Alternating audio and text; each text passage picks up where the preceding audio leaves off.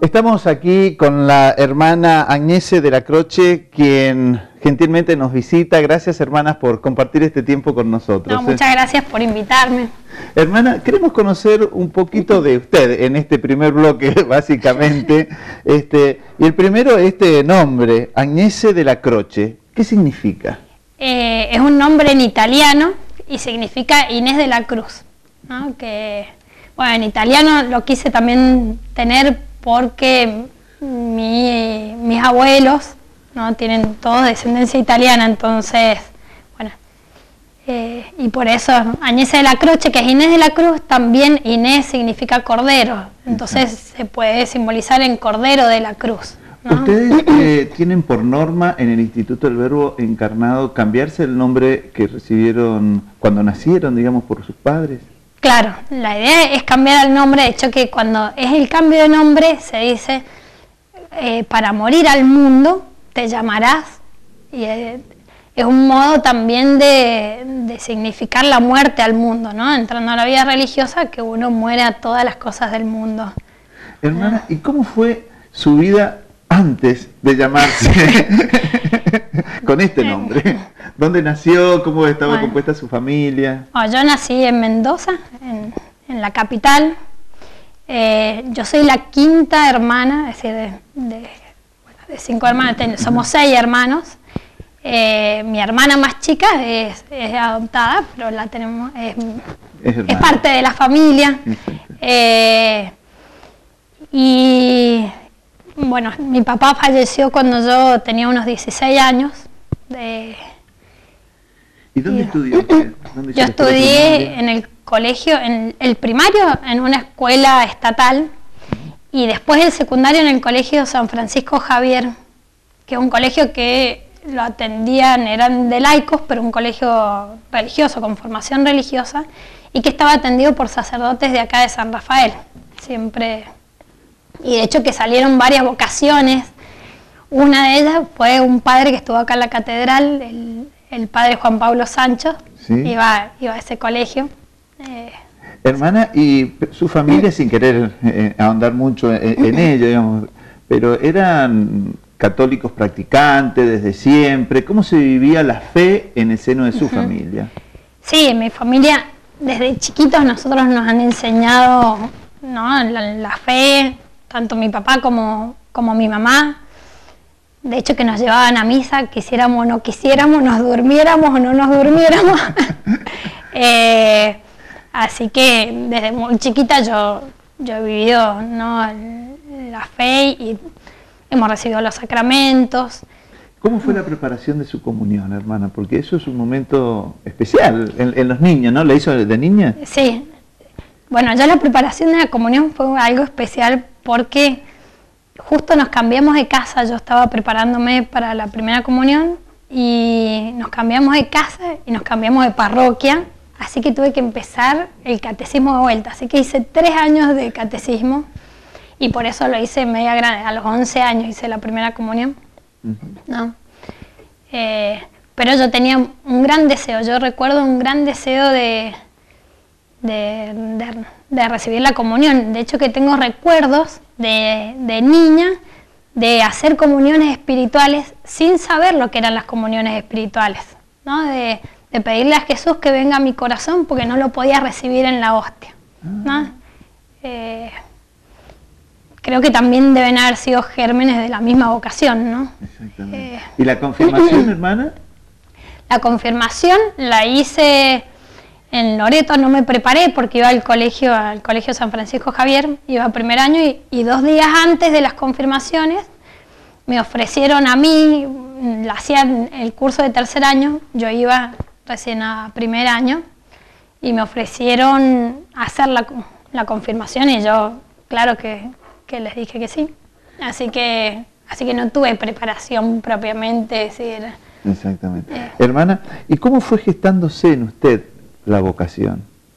Bueno, así recordando un poco, y yo creo que los primeros signos así han sido con la primera comunión, ¿no? Es decir, aunque uno no tenía claridad, por ejemplo, el gran deseo de estar más unidas a Jesús, y tengo recuerdos muy, muy precisos de eso, ¿no?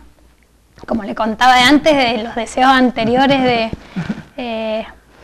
y después la primera comunión, yo fui conociendo mi hermano, tenía mi hermano en seminarista, que ahora es sacerdote, está en Brasil como sacerdote, y bueno, así fue conociendo a religiosas, ¿no? Y teniendo deseos de misionar, deseos de una vida más entregada, de oración. Después entró toda la etapa de la adolescencia, ¿no? Que bueno, uno hace a veces la vista gorda, pero siempre volví a ese pensamiento. Usted, hermana, en la adolescencia, ¿qué cosas hacía cuando estaba en la escuela secundaria, por ejemplo? Cosas, y hacía lo de un joven normal. Gracias a Dios y realmente por una gracia inmensa de Dios y de su misericordia, siempre estuve rodeado de buenos amigos, ¿no? Porque en el mismo colegio habían chicos de buenas familias, con buenos principios. Entonces, de hecho, que mi mejor amiga es la hermana del padre Juan Pablo Sancho y es carmelita, ¿no? Pero hacíamos líos, y además nosotros siempre estábamos en la dirección con ella. Ah, sí, cuénteme eso, hermana, ¿cómo es eso? Y bueno, me imagino que no iba a la dirección a llevarle el libro de temas de la maestra no. o de los profesores. No, era por traviesa, ¿no? Siempre se nos ocurría ideas. Una vez hicimos un viaje y se nos ocurrió meter cuadros en el ascensor, los cuadros que eran del hotel, meterlos en el ascensor. Entonces desaparecieron los cuadros del hotel, el conserje se enojó. Bueno, la cuestión es que nos llamaron. Después nos fuimos de campamento a Bariloche y estábamos en un regimiento y se nos ocurrió sacar de donde tenían la mercadería todos los profesores, tenían un jamón, también se nos ocurrió esconderlo, pero por traviesa. La cuestión es que, creyendo que los soldados se los habían robado, avisaron al capitán ahí. Entonces nosotros los veíamos, los soldados, cuerpo a tierra, salto en rana. Y decíamos, ¿cómo se entrenan? ¿Qué se eran? Que lo estaban castigando porque supuestamente se habían robado el jamón que lo habíamos escondido nosotros. Así que después nos arrepentimos de lo que dije. Esa picardía que no tenía ningún tipo de maldad, digamos. No sabíamos las consecuencias, es decir, hasta dónde iba a llegar. Pero después teníamos diversiones muy sanas, nos juntábamos, por lo general los fines de semana nos juntábamos todo el grupo de amigos a guitarrear, a comer unos panchos, jugábamos. ¿Practicaba deportes, hermana? Practicaba, hacía mucho de deporte. ¿Y qué deporte era el que más le gustaba? Y cuando era más chica fui a gimnasia deportiva, ¿no? Y después handball he practicado sobre todo. Hermana, en el próximo bloque vamos a conversar ya más profundamente respecto de cómo surge ya y siente más fuerte este llamado a servirle exclusivamente al Señor y luego este trabajo tan importante que está realizando aquí en el departamento de San Rafael. Ya volvemos. A los meses nos fuimos de campamento con el colegio y un día hablando con esta amiga que entró al Carmelo, ella me preguntó, ¿vos has decidido entrar al convento? Y le dije sí. Y en ese momento yo tuve la certeza de que sí, que iba a entrar al convento.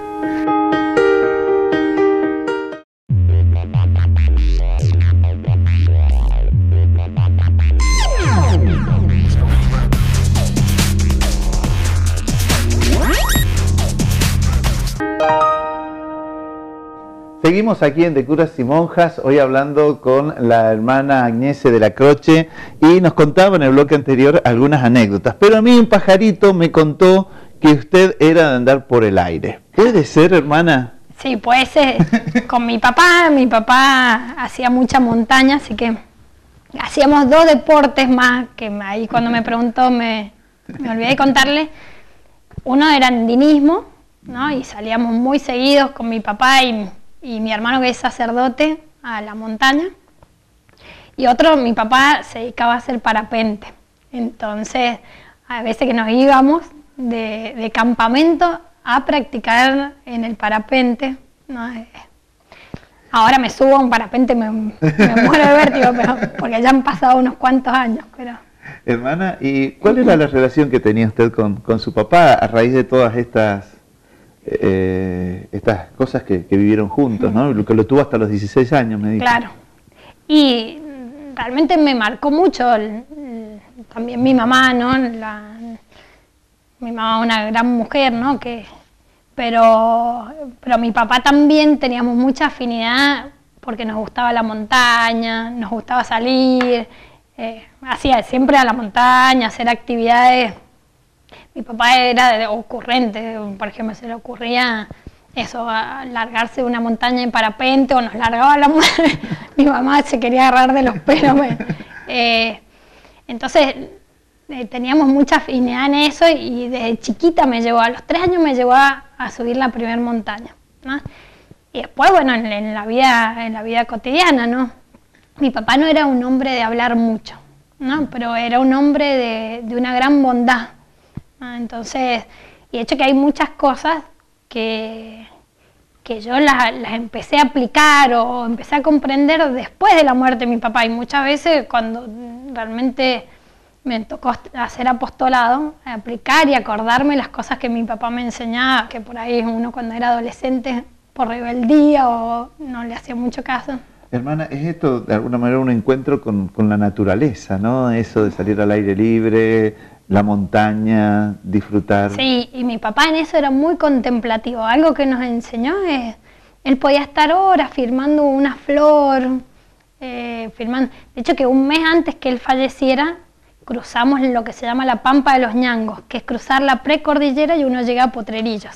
Sale de la ciudad y me llamaba la atención, que yo lo apuraba, pero que mi papá firmaba flor por flor, encontraba un cactus con una flor y la firmaba y se quedaba 15 minutos por ahí mirando las flores y le gustaba muchísimo también la astronomía, y eso también nos enseñó a gustar, ¿no? de las cosas de la naturaleza y también... ver la obra de Dios, de la creación, ¿no? Sí, sí.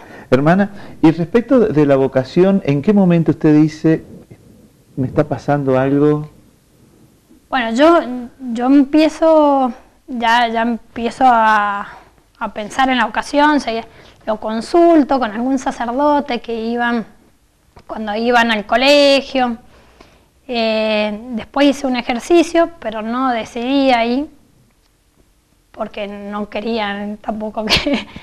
y aparte tenía 14 años en ese ejercicio.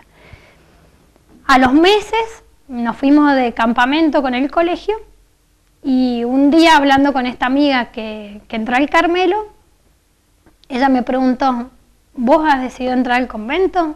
Y le dije sí. Y en ese momento yo tuve la certeza de que sí, que iba a entrar al convento. Entonces, cuando volvimos del campamento tenía que hablar con mi papá y mi mamá. Yo tenía 15 años.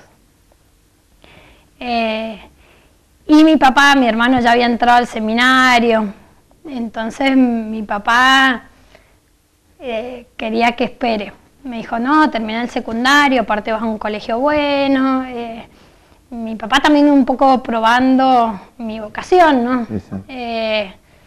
Entonces, bueno, tuve que esperé un año, volví a hacer un ejercicio y tomé la decisión de volver a hablar con mi papá. Y justo surgió de que yo salgo del ejercicio, en el camino, mis papás me vienen a buscar acá a San Rafael y en el camino me planteé que mi papá tenía un tumor, entonces bueno, en esos días lo operaban, bueno, fue todo muy rápido, en 15 días fue la operación, mi papá falleció y en esos días un hermano mío le agarró cáncer al pulmón. Entonces yo vi realmente conveniente, vi prudente quedarme a ayudar a mi mamá, ¿no? Por toda la situación. Entonces me quedé, pasaron 8 meses y al pasar esos 8 meses que mi hermano terminó con la quimioterapia, todo, mi mamá me dijo, bueno, si vos ahora seguís pensando en la vocación, yo no lo había hablado con mi mamá. ahora tenés libertad para poder irte. Y bueno, vi clarísimo ahí que Dios me estaba pidiendo en ese momento que tomara la decisión, por más que era difícil. ¿Por qué el Instituto del Verbo Encarnado? Porque yo me planteé también en la obra de la Madre Teresa de Calcuta. Entonces empecé a discernir, a preguntar, ¿no? Me inclinaba mucho a la misión y el trabajar con los pobres, el ayudar a los más necesitados, ¿no? Y bueno, una de las cosas que me llevó a decidir también fue el que la congregación teníamos formación doctrinal, cosa que la Madre Teresa no tienen tanta formación. Claro. Entonces vi con claridad eso, que yo también quería tener una formación espiritual más fuerte, ¿no? Que eso también a mí me iba a ayudar a perseverar, y porque también de algún modo ya vivía yo el espíritu, porque mi hermano ya era seminarista, porque yo también fui creciendo en la obra y porque me impresionaba la misión también, ¿no? Hermana, vamos a conversar un poquito respecto de su ingreso al noviciado y luego ya este trabajo que está realizando aquí en San Rafael, pero eso en el próximo bloque. Ya volvemos aquí en De Curas y Monjas. Y don Bosco dice que los jóvenes no solo tienen que ser amados, sino que tienen que sentirse amados, ¿no? Entonces es procurar que ellos sientan que uno los quiere.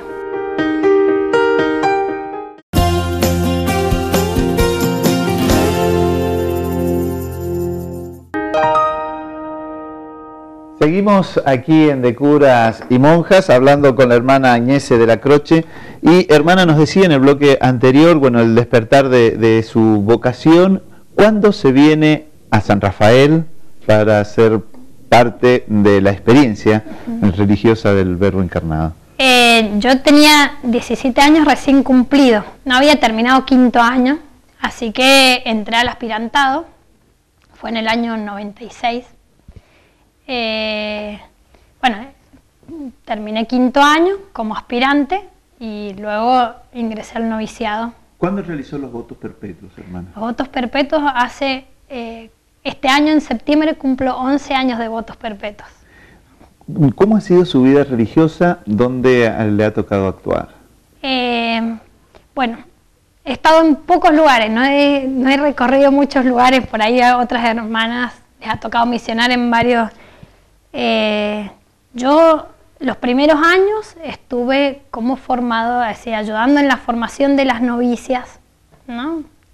Bueno, hice un año en la casa en el estudiantado, y después estuve 3 años como bedel, se llama, que son las hermanas que ayudan en la formación a la maestra de novicia, ¿no?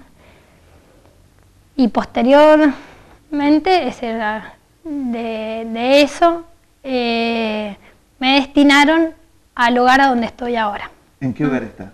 Estoy en el hogar Rosa Giovanetti. ¿Dónde se encuentra? Se encuentra en Las Paredes, entre Ortubia y el Chañaral. ¿Y este hogar qué características tiene, hermana? Este hogar es un hogar de jóvenes.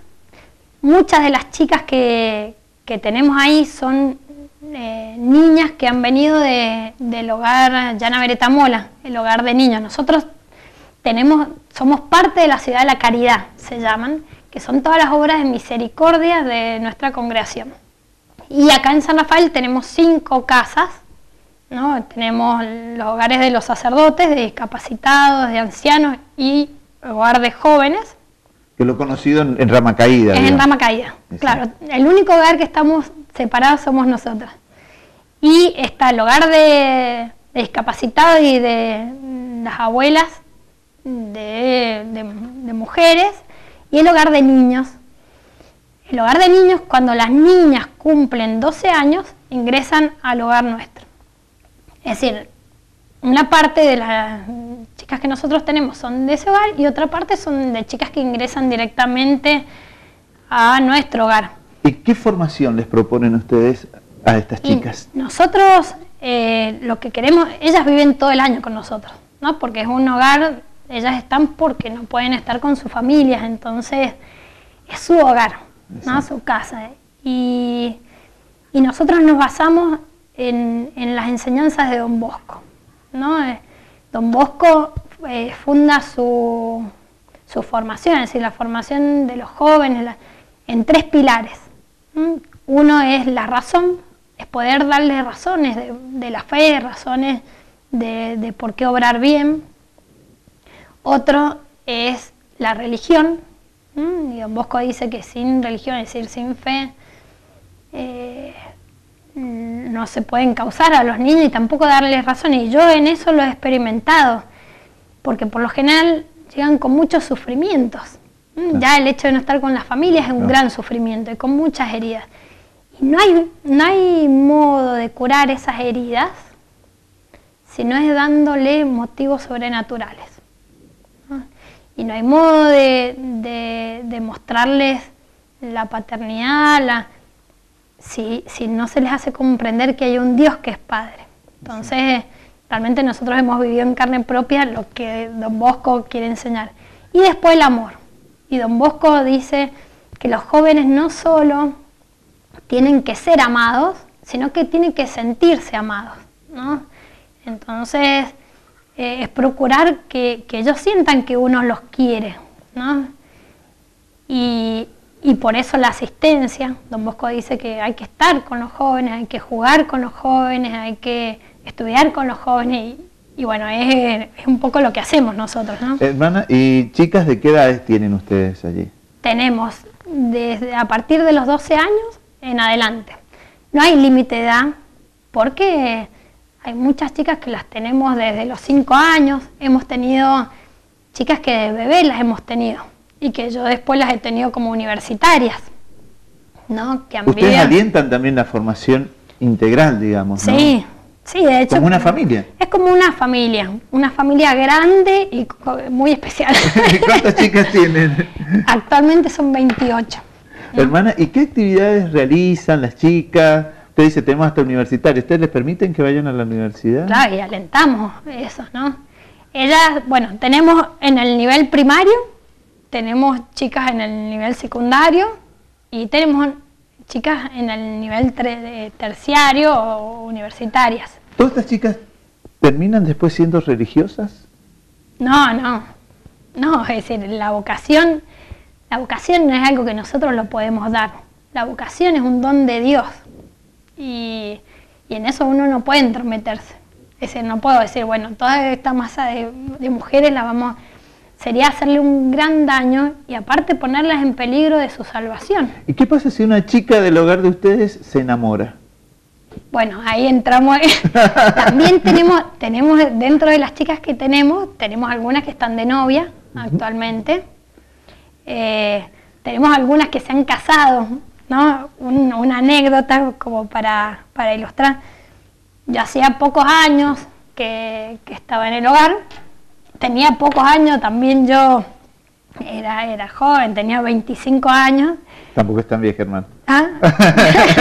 Bueno, en ese momento tenía 25 años y llega el novio de una de las chicas que ya llevaban 2 años de novio, se acaban de recibir en la facultad, a plantearme que dentro de un mes nos casamos, madre.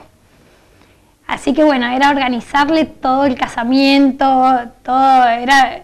Así que yo llamando a mi mamá, preguntándole qué cosas tener en cuenta, qué cosas no, y una de las cosas que le dije al novio, no hay devolución. Una vez que se dice sí, bueno, ha sido una de las gracias. Y esa chica ahora va con los hijitos, ¿no? Siempre está lleno de niños la casa porque vuelvan las chicas, pasan la fiesta con nosotros. A veces nos dejan a los hijitos para que se los cuidemos mientras ellos tienen que hacer trámites, ¿no? como en una familia. Hermana, realmente es impresionante esta obra de caridad, de misericordia, ¿no? Que es lo que el Señor pide, me parece, en este momento, ¿no? Para un poco salvar al mundo. Y sí, de hecho que las obras de misericordia, nosotros, el Padre Huela, que es el fundador, ha querido que en todos los lugares, en todas las misiones, se intente tener obras de misericordia. ¿Por qué? Porque van acorde a nuestros fines específicos, ¿no? Que es la evangelización de la cultura.